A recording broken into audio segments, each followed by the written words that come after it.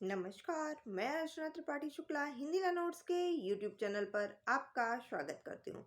आज मैं आपको मुस्लिम कानून के अंतर्गत मुस्लिम कानून में विवाह के बारे में बताऊंगी कि मुस्लिम कानून में विवाह क्या है।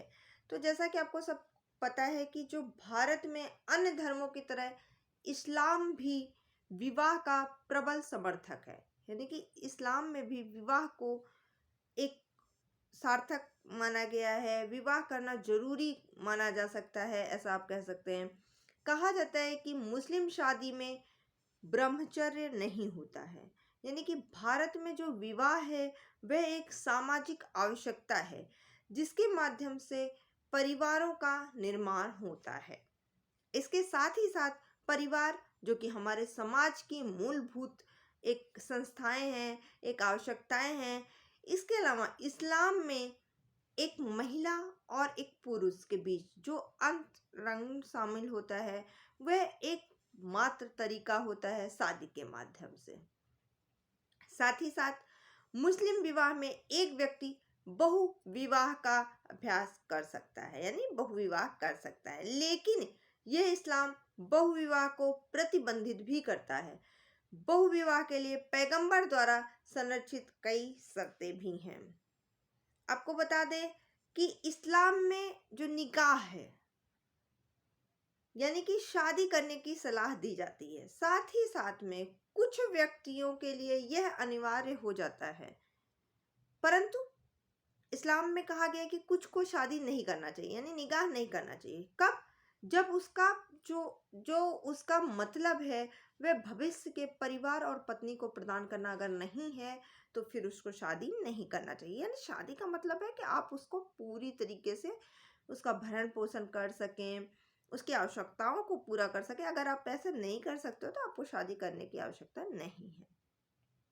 इसके अलावा यदि व्यक्ति के बच्चे नहीं हैं और उसके पास कोई यौन इच्छा नहीं है तो भी उसे शादी नहीं करना चाहिए।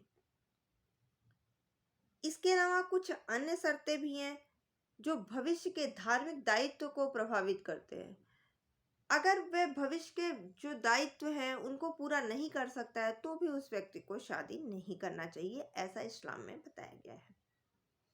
अब आपको बता दें कि इस्लाम में शादी के लिए जो आवश्यक समान आवश्यकताएं हैं वह क्या है। तो दो लोगों की इसमें भी सहमति होना बहुत जरूरी है। अगर सहमति नहीं है तो इस विवाह को शून्य माना जाएगा। भले ही व्यक्ति यौवन प्राप्त कर चुका हो, भले ही वह स्वस्थ मन का हो, लेकिन दोनों में अगर सहमति नहीं है तो ये विवाह वैध नहीं है, यानी कि यह शून्य विवाह माना जाएगा। इसके साथ ही साथ एक नाबालिग व्यक्ति जिसे यौवन प्राप्त नहीं किया है और अनुबंध से पागल है तो उसके अभिभावकों की अनुमति से अगर वह शादी करता है, निकाह करता है तो उस विवाह को वैध माना जाएगा। इसके अलावा हर मुस्लिम व्यक्ति जो स्वस्थ दिमाग का है, युवावस्था प्राप्त कर चुका है, शादी कर सकता है। साथ ही यदि यौवन का कोई प्रमाण नहीं है तो यौवन की आयु जो है वह 15 वर्ष मानी जाएगी, यानी 15 वर्ष की आयु प्राप्त करने के बाद में वह चाहे तो शादी कर सकता है। अब मुस्लिम लॉ में विवाह क्या होता है, कितने प्रकार का होता है, विवाह के बारे में तो हमने आपको बता दिया, परंतु मुस्लिम विवाह में कितने प्रकार का होता है तो आपको बता दें कि ये 2 प्रकार से होता है। यानी कि आमतौर पर 2 प्रकार के विवाह को वैध माना जाता है, मुता विवाह और नियमित विवाह। मुता विवाह क्या होता है? मुता विवाह जो होता है वह सियाओं में ही माना जाता है, यानी कि इस विवाह को अस्थाई विवाह भी कह सकते हैं। सुन्नी कानून में इस प्रकार के विवाह को मान्यता नहीं प्रदान की जाती है। एक सिया जो पुरुष होता है वह अपनी पसंद के किसी भी मतलब लड़की से, किसी भी व्यक्ति से शादी करने के लिए कानूनी रूप से वह बाध्य है, जबकि एक सिया महिला को गैर मुस्लिम व्यक्ति से इस प्रकार के विवाह के लिए अनुबंधित नहीं किया जा सकता है। साथ ही साथ सिया विवाह में क्या होता है कि मेहर भी तय करना होता है और रहने की अवधि भी इसमें निश्चित होनी चाहिए। अब मुता विवाह में विवाह की अनिवार्यता क्या है आपको बता दें। तो मुता विवाह के अनुसार मुस्लिम में शादी करने के लिए कुछ जरूरी चीजें होनी आवश्यक है, यानी दोनों पक्षों को सक्षम होने की जरूरत है। दोनों पार्टियों में से किसी एक की ओर से उसके द्वारा प्रस्ताव की आवश्यकता होती है और अन्य पार्टी के द्वारा उसकी स्वीकृति की आवश्यकता होती है, यानी कि इनके द्वारा इस मुस्लिम विवाह में शादी को एक प्रकार का अनुबंध माना जाता है, कॉन्ट्रैक्ट माना जाता है। तो यानी कि प्रस्ताव और स्वीकृति का होना इसमें जरूरी होता है। एक बैठक में स्वीकृति और प्रस्ताव को व्यक्त करने की आवश्यकता होती है, यानी बैठक होगी, उसमें सामने वाला प्रस्ताव देगा और दूसरा सामने वाला व्यक्ति, दूसरा पक्ष उसकी स्वीकृति देगा। स्वीकृति और प्रस्ताव की सुनवाई के समय गवाहों की भी आवश्यकता होती है। इनमें से एक जो है पुरुष और एक महिला या दो पुरुष उसमें शामिल हो सकते हैं। और जो गवाह होंगे वो समझदार दिमाग वाले होंगे, वयस्क होने चाहिए और किसी भी धार्मिक समारोह या लेखन की इसमें आवश्यकता नहीं होती है। अब मुता विवाह में या फिर जो विवाह है उसके प्रभाव क्या होते हैं। जब एक बार दोनों पक्षों के बीच अगर विवाह समाप्त हो जाता है तो कानूनी दायित्व उत्पन्न हो सकते हैं। दोनों पक्षों के बीच में आपसी संभोग जो है वह वैध माना जाता है। जो बच्चा पैदा होगा वह उसका जायज माना जाएगा। अगर पत्नी के पास मेहर की शक्ति है तो वह भरण पोषण की हकदार होती है। इसके अंतर्गत इसमें केवल वैध कारणों के लिए जब पति कभी पत्नी की आवाजाही पर रोक लगा सकता है। साथ ही साथ तलाक या फिर पति की मृत्यु के बाद पत्नी को इद्दत की अवधि पूरी करने की आवश्यकता होती है।